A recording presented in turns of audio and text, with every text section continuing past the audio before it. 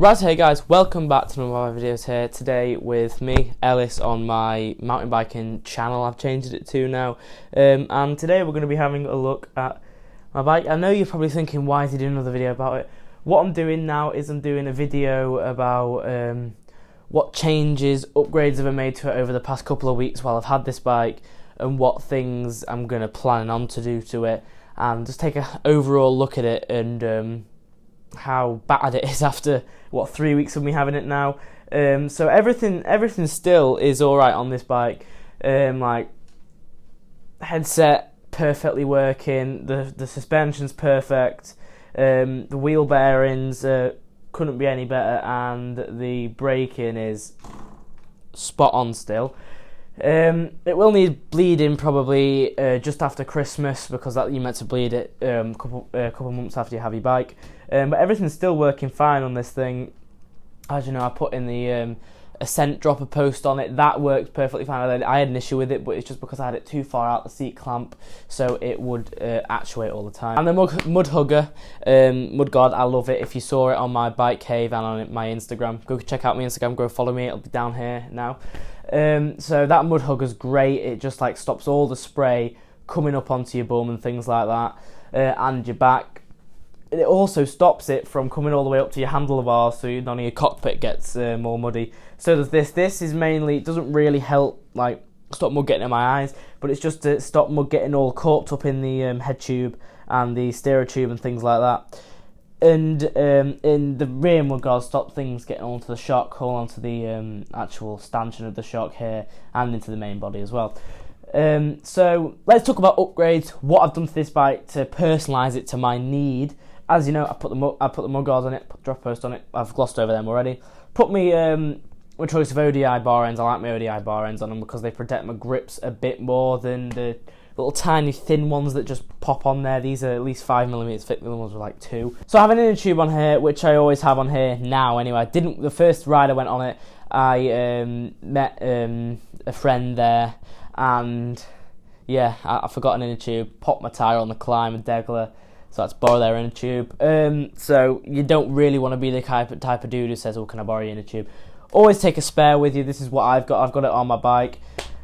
Same with bottle cages. I don't wear a hydration pack that I've got down there, my Muddy Fox hydration pack, just for the purposes I don't drink all of the water in it. And I'll go on some of the rides, like to my Delamere ride. I think it's like 18 miles, and that's mainly on like dirt paths and like not really single. There's only a little bit of single track, which is downhill. Most of it is double path, fire roads, and it's just a bit boring. And you don't need water for that bit, so you just carry an extra weight on your back. When I can just have a small, I think it's an 18-ounce water bottle in there, it stays off my back. It keeps my back nice and cool. And the only time I would use a hydration pack is in the spring, in the summer, when it's like really hot, and you get really hot really, really quickly, and that's when you need to be gulping water loads. But my Degler rides, it might be the odd ride sometimes when I think it's a bit of a hotter day, I might take my hydration pack with me, but most of the time I am running this water bottle cage. This water bottle cage is actually off a... didn't bother to buy one because I had a couple to choose from that I had on my mum's bike, because my mum doesn't run one. She's got a hydration pack down here. So I nicked hers off her bike. It's actually 25 years old, that water bottle cage, and it's great because it's not like a conventional one. If I can find it back here. All that has, I'll try and zoom in now, all that has is a tiny little bend to go into, that'll just fit into there like that, and it'll just snap in, it's wobbly about and things like that. The one on my bike, I'll zoom into that as well here, it's got this little roller on the end of it, so when you put it in, it's more secure, and you won't think it's going to come out of there, because it is quite secure. I do want to get a blue and green water bottle. I'm going to get, I've got my blue and green jersey as you have. I'm colour coordinating with the bike. I'm going to have this bike for the next 5 years or so. So I'm going to go and get some for Christmas, or, well, my feet are grown right now. I'm like something like 11 or 12. They're still growing, which is quite scary. I'm about 5'10" now. So I'm going to go get some Blanchard Blue. I'll put the picture on the screen now. 510 Freerider Pros, which are black, really dark grey, blue and yellow or green, whatever you want to call it, which go with the bike, which I want because they're meant to be really good for riding platform pedals. That brings me on to the next bit. I'm running platform pedals on this bike. I'm running these Boardman platform pedals. They're probably the cheapest and best ones to find, so I went down with local Halfords. Well, I looked on the website first. That's where we get our bike parts from in the UK if you're from a different foreign country, but everybody probably knows about Halfords. Some people do slate them for like the quality of things that they make, but I think they're really good for like the value and things like that. Like this bike was from Halfords, 1,300 quid, and I'm getting my money's worth out of this thing. This is a great bike for. Well, this is my second bike when I've got into mountain biking. It's a great start, like introduction to a full sus mountain bike. Like you've not got the world's biggest shock here. I don't know how much it is. It's put something like, I think it's 100mm, 120mm shock. We got 140mm up front, which is quite big. I want to upgrade this to 150 or 60. I don't want to go too big because it'll mess up my geometry of my bike. So as I say, these are just like the cheapest platform pedals that you can get. These are the Boardman ones. They've got little removable Allen bolt pins in it, and they are nice. They're really nice pedals. They're high quality, and they do grip my shoes really nicely. As you can see, I've scuffed them all up because the pedals that did actually come on the bike are actually these ones, which weigh an absolute ton. These are like you get them in the box. So I got this bike in the box, like the cheapest. You can hear the noise. Horrible bearings inside them, and they have reflectors on them, so don't need them. So them pedals will go on a project bike that I'm working on at the moment for my mum, because she's riding a giant it's not a hardtail, it's a full rigid from, can't remember what year it is, something 1995, something like that.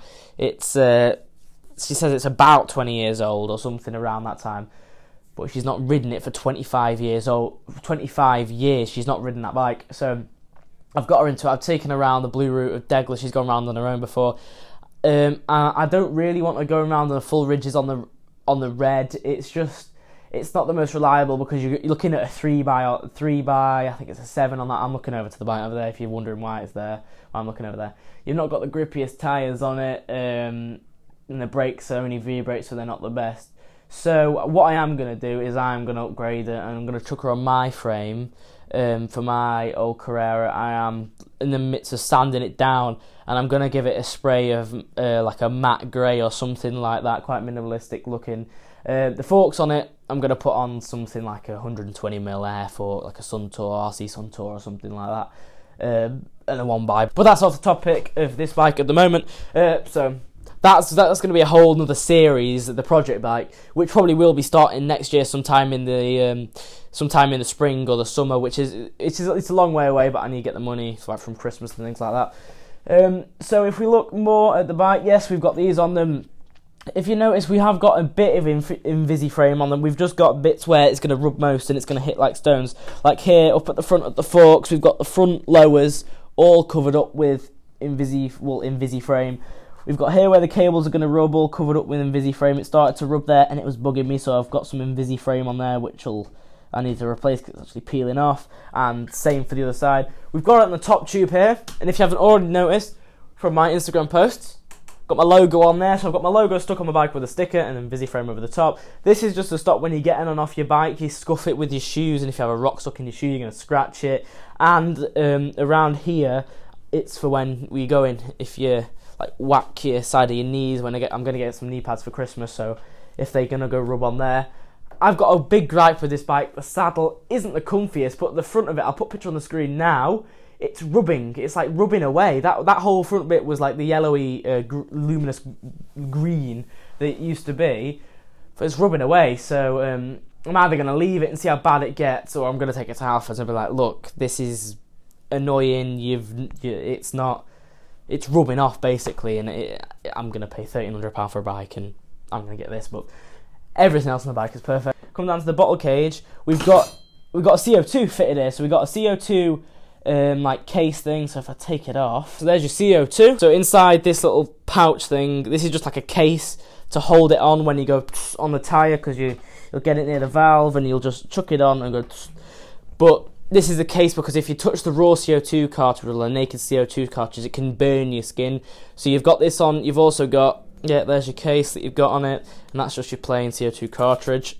And on here you've got, I can't get it off now, you have got like a lock on here so it can't be, yeah, that's stuck. It can't, I'll have to WD-40 that up, so it can't be pushed down until you're ready to use it. So that's on the side, and then on the other side I've got 2 more CO2s, so I've got 3 CO2s on this bike, which will do 3 tyres. Got a neoprene chain stay protector just to stop the chain slap on the chain stay protector, just to keep it in pristine working order. And on the rear of the bike, you might not be able to see that's going off shot now, but I'll try and move it in. You've got all Invisi frame on these parts here where you're going to hit your feet when you're pedaling, sometimes when you're going over the rough terrain.